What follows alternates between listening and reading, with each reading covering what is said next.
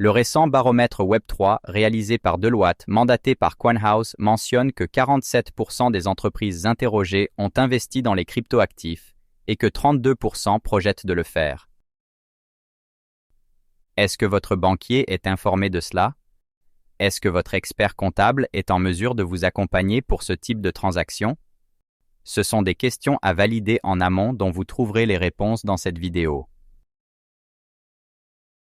Avant de commencer, si vous souhaitez en apprendre davantage sur les problématiques financières du Web3, n'oubliez pas de vous abonner à notre chaîne et de cliquer sur la cloche pour ne rien manquer de nos conseils d'experts. Quelles sont vos motivations?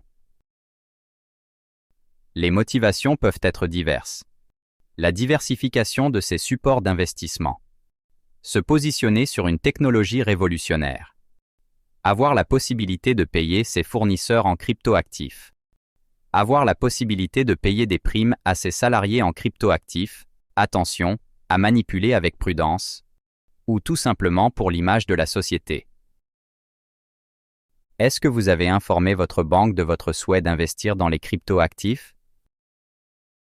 Afin d'éviter que votre banque ne ferme votre compte ou ne gèle vos transactions issues des plateformes crypto, il est primordial de l'en informer et d'expliquer votre souhait et motivation d'interagir avec les cryptoactifs.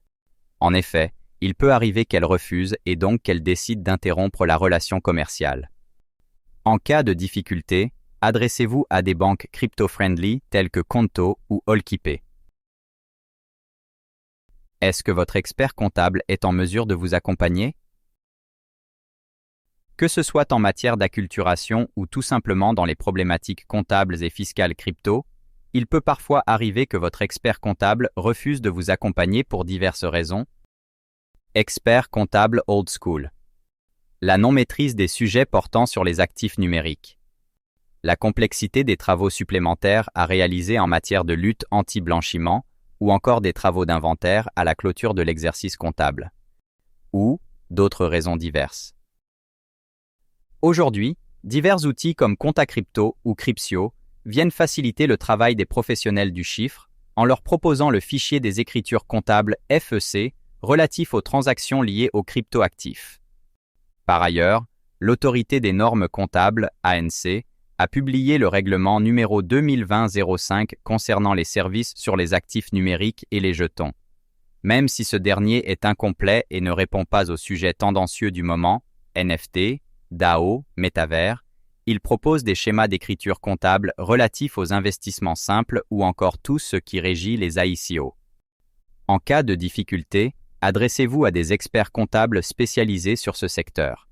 Ils pourront non seulement vous accompagner sur ces problématiques de trésorerie, mais aussi sur d'autres aspects tels que l'assistance en matière d'investissement en DeFi, l'achat de NFT ou encore de land dans un métavers. Si vous êtes consultant blockchain et que vous percevez des fonds en crypto, problématiques de facturation et de territorialité en matière de TVA. Retour d'expérience.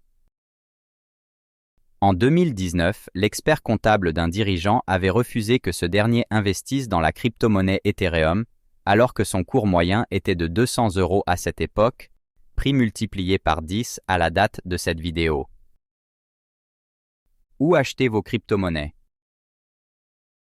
Nous allons faire abstraction dans cette vidéo des acquisitions de crypto sur des plateformes décentralisées. Il vous reste donc deux possibilités pour acquérir des cryptos. Soit en passant par des opérateurs régulés et ayant le statut PSAN, tels que QuantHouse, Digital Broker, Descoin et d'autres.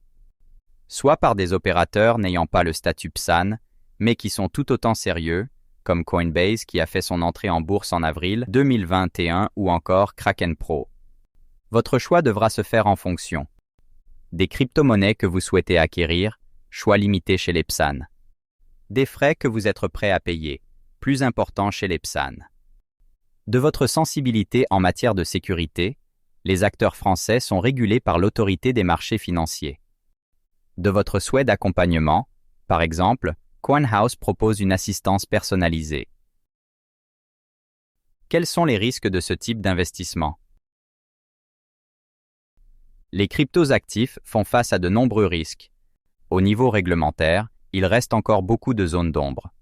Par exemple, lorsque vous investissez sur Binance ou Kraken, vous avez la possibilité de bloquer vos cryptos actifs en échange de rendement, fonctionnalité nommée staking. Les revenus du staking n'ont pas été traités par l'ANC à ce jour. En matière de sécurité, si Binance se fait hacker ou ferme du jour au lendemain, il faudra porter plainte dans la juridiction où se trouve le siège de la société, donc hors de France, autant dire que la probabilité de récupérer vos fonds est proche de zéro. Risque amplifié si vous ne passez pas par des plateformes centralisées, mais que vous gérez vos wallets. Par ailleurs, les cryptos actifs sont par nature très volatiles. Si vous aviez acheté votre Bitcoin à la mi-mai 2021 lorsqu'il était à 60 000 €, aujourd'hui, il ne vaut plus que 40 000 €. Il faut donc penser à investir qu'une partie très faible de votre trésorerie car en cas de perte, vous ne serez peut-être pas en mesure de payer vos dettes ou encore vos salariés, vous risquez alors l'abus de biens sociaux qui est une infraction pénale. En conclusion, l'investissement en crypto-actifs présente de nombreux atouts, mais il ne faudra pas foncer tête baissée. C'est la fin de cette vidéo, merci d'être resté jusqu'au bout. Si ce n'est pas déjà fait, nous vous invitons à liker et commenter la vidéo pour soutenir notre travail. Pour plus de contenu, retrouvez-nous sur LinkedIn et sur notre site Hodl Consulting. Les liens sont en description.